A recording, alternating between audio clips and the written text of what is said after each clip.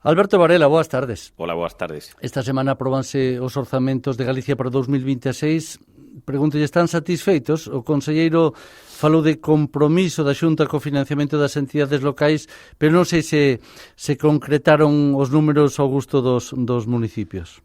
O compromiso xamos andando e con feitos. E ata de agora, dende logo, pois hai unha reclamación histórica por parte da FEGAN, que estamos pedindo máis financiación por parte da Xunta de Galicia, a través do Fondo de Cooperación Local, a través do Servicio de Axuda no Fogar, co cual non podemos estar satisfeitos. Con respecto ao Fondo de Cooperación Local, se nos dixo que vai haber cambios unha vez que se aprobe a Lei de Administración Local de Galicia, que iba a ser a final de ano. Ben, supoño que non, que xa non se van a cumplir eses prazos, pero de todas formas o Servicio de Axuda no Fogar é público e notorio, pois dende logo que non se están cumprindo, non as expectativas da propia FEGAN, sino que o que non se está cumprindo é a Lei de Dependencia que establece que ten que estar financiado íntegramente por Xunta e Estado, e a realidade é que somos as administracións locais os que estamos poñendo máis cartos en riba da mesa para algo tan importante como é a atención das molladas. Agora imos falando de cada un destes capítulos que cita. Xa vai para un ano, a Xunta anunciou, facía referencia a vostede agora nesta última resposta, anunciou que traballa na reforma da Lei de Administración Local, supoño que en contacto cos concellos. Non, é unha suposición que non teño que decirlo, non é correcta, porque non somos coñecedores non temos ningún documento, non se nos ha entregado nada por parte da Xunta de Galicia. Pois mal empezamos, digo eu, non? Sí, claro, é dicir, há unha reivindicación tamén que é histórica dos concellos, é que formemos parte donde o principio da elaboración das leis que ao final vamos a ter que xestionar nós.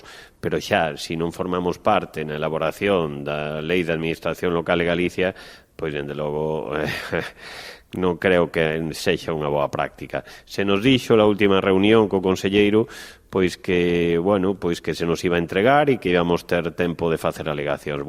Preferíamos haber participado dende o principio, pero esperemos polo menos ter tempo para aportar as nosas melloras, porque senón vai a ser unha lei fallida se non se teñen en conta pois a opinión dos que protagonistas desa lei, que non é a Xunta, senón que é a Administración Local de Galicia. Claro, Diego Calvo, conselleiro, dixo que vai estar na vanguarda para aportar ás entidades locais solucións pros retos que van ter que afrontar nos vindeiros anos. Supoño que con eso non nos acaba de tranquilizar. Non, é dicir, a min non podo falar de algo que non coñezo. Me gustaría coñecelo e creo que deberíamos coñecelo, non eu, sino todos os concellos de Galicia, para poder dar a nosa opinión.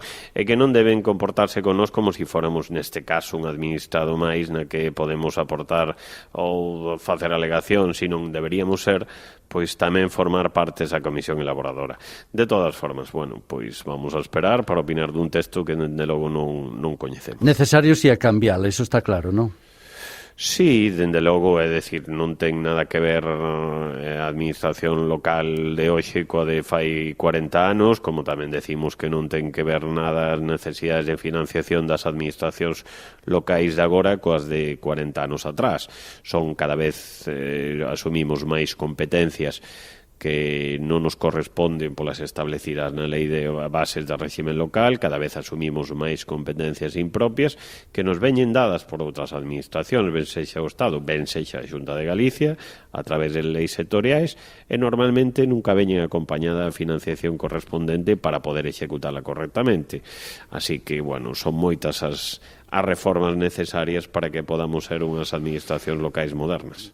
Claro, as claves son eso, competencias e cartos. No que se refire ás competencias, vostede fala desas competencias impropias e que xeito hai de deixalas prestar, porque digamos que os concellos, os alcaldes son as persoas máis próximas aos cidadáns. No momento que deixen de prestalas, inda que non sexen da súa competencia, tamén, digamos, son os primeiros que lles van a exixir responsabilidades aos veciños. Sí, pero, a ver, os alcaldes sempre teñen unha máxima, é certo que o que non é da súa competencia é a súa incumbencia, en eso estamos todos, ao final sabemos que somos a administración máis cercana, e cando un veciño ten un problema, onde vai a vir a petar a porta é aos concellos. Pero a realidade é que se esa competencia non está ben financiada, non ten os recursos correspondentes, o que estamos poñendo é un parche.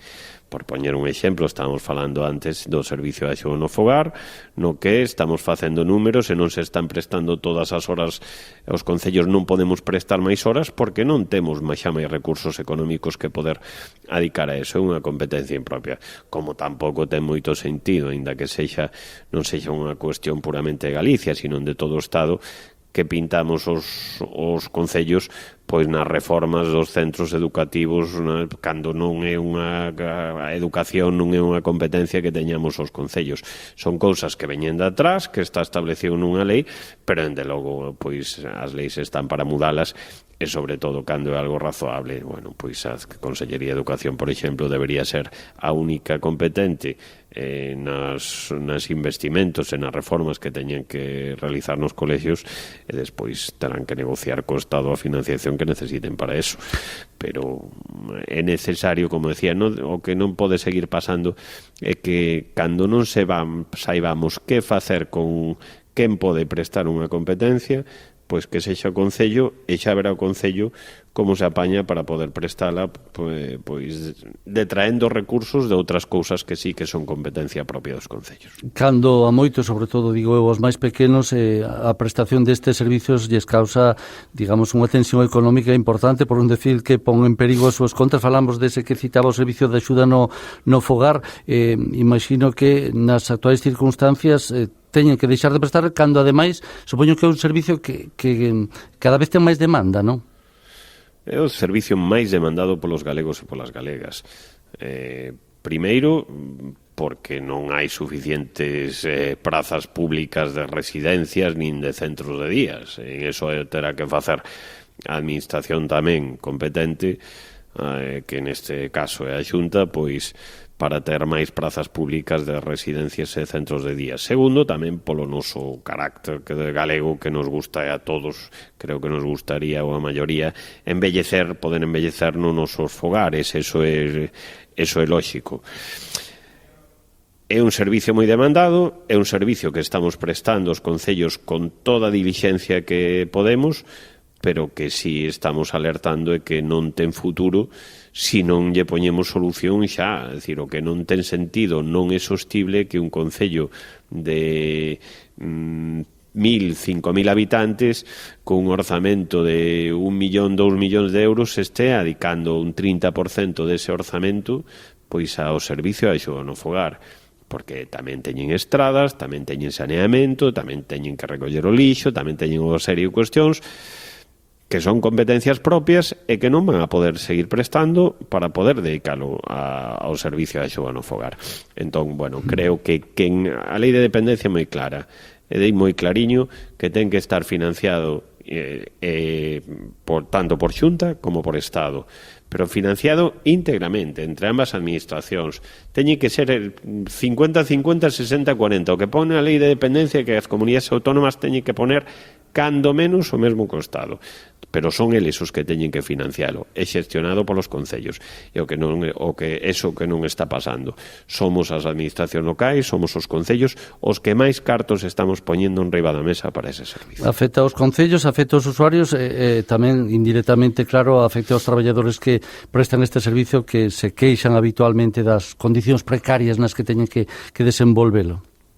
Por suposto, é dicir, un servicio no que está principalmente prestado, as prestadoras son mulleres, con salarios bastante precarios, ou moi precarios, e ademais é outra cuestión que se está traballando agora, como é implementar as medidas de seguridade, eses protocolos de seguridade, pois porque desgraciadamente houve un asasinato, e aínda que sexa imposible cubrir o 100% desas situacións de risco, pois se está traballando en mellorar ou intentar mellorar eses protocolos, pero de todas formas, non é posible leválo adiante se non se van a adicar máis recursos económicos, porque todas esas medidas que se queiran poñer de seguridade, ben sexan medios técnicos ou ben sexan máis recursos humanos, van a necesitar máis financiación. O problema é que non se está podendo prestar as horas ordinarias que se están realizando ata agora. Estamos falando con Alberto Varela, que é alcalde de Vilagarcía, presidente da Federación Galega de Municipios e Provincias.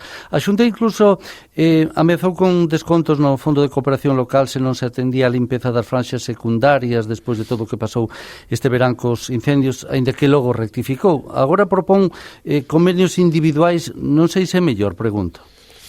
Non, a ver, propón convenios individuais porque non foi posible chegar a unha negociación neste caso coa propia Federación Galega, pois porque non se estaba disposto a negociar. Cando dúas partes queren negociar, algo tes que ceder a algunha das dúas, eso é unha negociación. Se ti plantexas un convenio e non pensas mover ni un ápice do que plantexas, pois dende logo non estás negociando, estás impoñendo. Como outra cuestión que era de traer o 30% do Fondo de Cooperación Local, na que tampouco deixaba de ser algo voluntario, afectaba a autonomía local decidir si se podían servir eles solos ou necesitaban ese convenio de faixas. Cando estás xa obligando con a detracción do 30% do Fondo de Cooperación Local, dende logo non é voluntario. Agora tamén fala de impoñerlles a limpeza vinculada tamén non só aos incendios, senón a tratar de controlar o xabarín e que o xabarín non se achegue tanto ás casas, ás zonas, digamos, máis poboadas. Ben, aos concellos sempre colaboramos, os concellos sempre tratamos de botar unha man. O que si non se pode estar é sempre dicindo que todo é competencia dos concellos. Dentro de pouco vamos a chegar a unha situación de que se aparece un elefante en medio dun concello, pois vamos a decir que un animal doméstico e que van a ter que ser os concellos, os gobernos municipais os que se fan cargo do animal.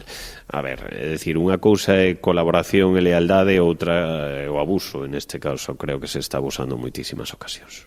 Falábamos de competencias impropias ou de competencias que deberían corresponder á Xunta. Estes días moitos concellos aprobaron a transferencia das unidades de drogodependencias aos Sergas, pero CESIF denuncia que algúns, en isto citan o de Vilagarcía, seguen sen avanzar na tramitación. Pasa algo concreto?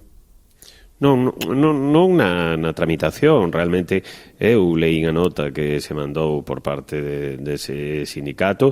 Foi un acordo que, por certo, se leva falando dese acordo durante os últimos 20 anos, que se entendía todo o mundo que era unha competencia impropia, que deberían formar traballadores ou ser traballadoras dos Sergas, ou traballadores ou traballadoras dos Sergas. Por parte da propia Federación Galega, pois se leva tempo intentando conseguilo. Bueno, se entablaron esas negociacións, non foi fácil, e por fin se conseguiu chegar a un acordo, porque cando o obxectivo é interesante e xusto, se leva perseguindo tempo como era este traspaso ás unidades, pois dende logo a FEGAN vai a asinar ese acordo. Ben, pois creo que foi un éxito de todos os concellos que temos unidades de drogodependencia e da propia FEGAN para conseguir por fin que a Xunta asumise esa competencia que dende logo era clarísimo que era unha competencia sanitaria. E o que se nos di por parte dos sindicatos é que teníamos que haber feito mesas de negociación cos sindicatos. Ben, eu entendo, os nosos servicios xurídicos dende logo entenden que non é un traspaso a outra administración, non cambian as condicións laborais das traballadoras, van a seguir nos seus mesmos postos. Despois sí, eu entendo que dende logo pois que a Xunta de Galicia vai a ter que negociar cos sindicatos, e seguro que vai a suceder, pero non somos os concellos os que tiñamos que íbamos a negociarnos. Si o que estamos vai a ser agora a responsabilidade da Xunta, non era unha mesa de negociación que non iba a ter ningún tipo de utilidade.